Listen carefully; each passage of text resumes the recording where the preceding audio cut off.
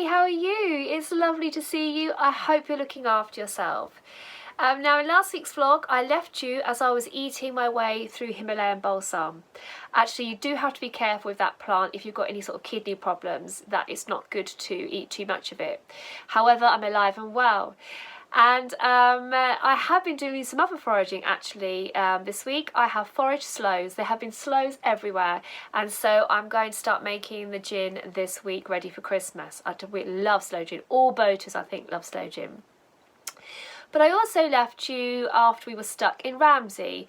So what we decided to do was, once we turned our boat around the right way, we took the boat all the way to Benwick, which actually wasn't far. I say all the way, it wasn't far. So off we went to Benwick.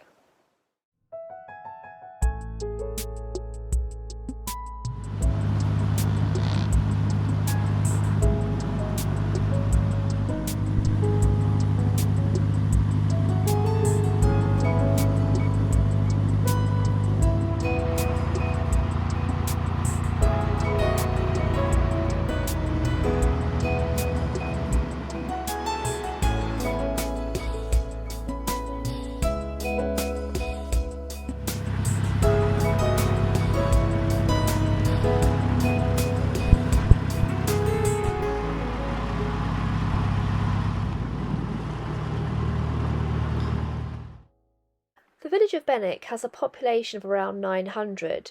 Its high street actually sits on Rodden, which is the silt banks of the Old West River. Now, from the photographs on the bus stop, you can see the man who got his first bicycle in Benwick was a very proud man. Not sure how he felt when the man with the first car came along.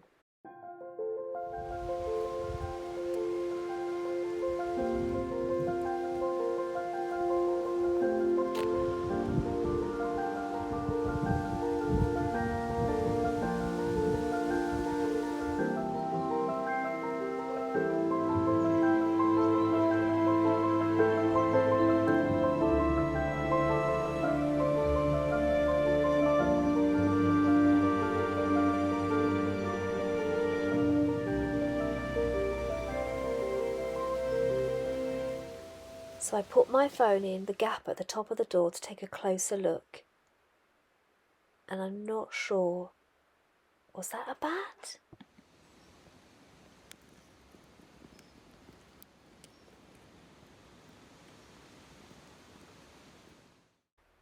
This map shows how many hits Benwick took in World War II. But now in the fields, the only thing you can see flying in the skies above are the beautiful golden plover.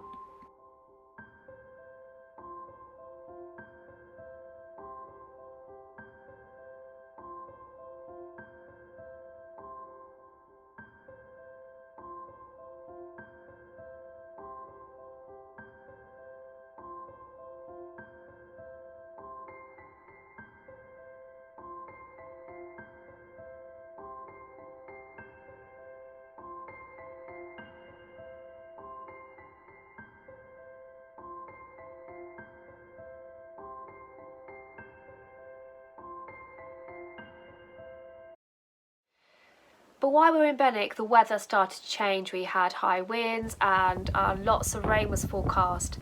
And it really made us think, now is the time that actually we should end our middle level adventure, even though there was other places we wanted to see, so that we could get off the middle levels, get across the River Nene, and then be back on the canal system, just because we're just worried about getting stuck in the floods. So to make your way off the middle levels, you need to book Stanground Lock. That's a manned lock. And the lockkeeper there is Tina. So she gave us 2 o'clock on Saturday for our slot. So off we went. We had quite a long journey to get to Stanground Lock for the 2 o'clock slot. And here's how that happened. Now off we head towards Stanground Lock. I feel really sad. Sad to be leaving the middle levels, to be leaving views. What an amazing adventure it's been this summer. What an amazing adventure.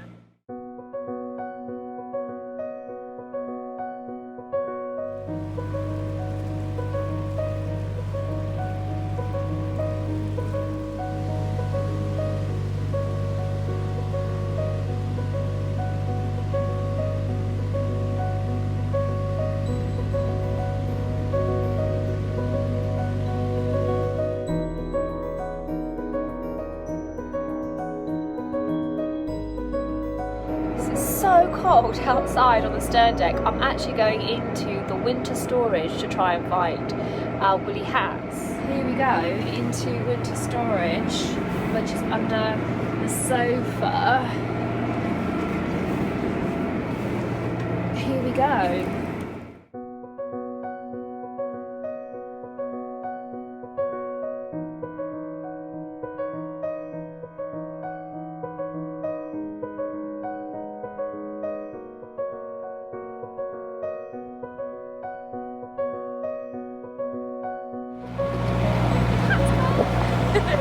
Now I just need gloves. I haven't got any gloves.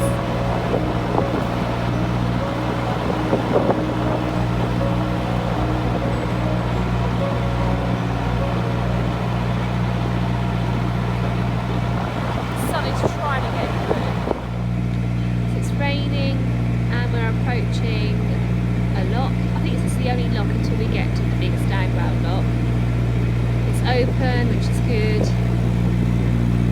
The weather is absolutely miserable. Where's the lock?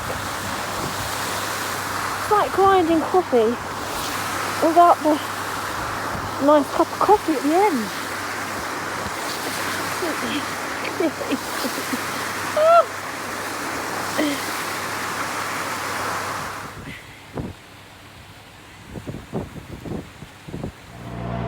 Right, so we have got about an hour and a half's journey, but we've got to be there in an hour and a quarter. So in the words of Robbie coming, we've got to crank it. So here we are, we've just arrived. I'm now filming. So I think Tina has gone to get the lock ready, so we don't actually have to go on the lock landing. There's definitely somebody up there. There. And just waiting for those lock gates to open. Okay. Don't know who that was there. Let's see. Alright, gates are being open.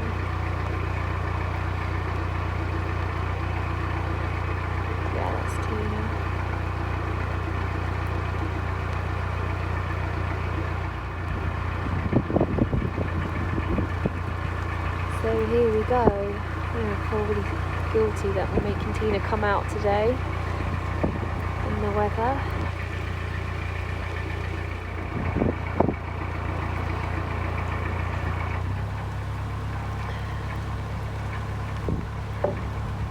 Here we go. Sorry for making you come out in this weather.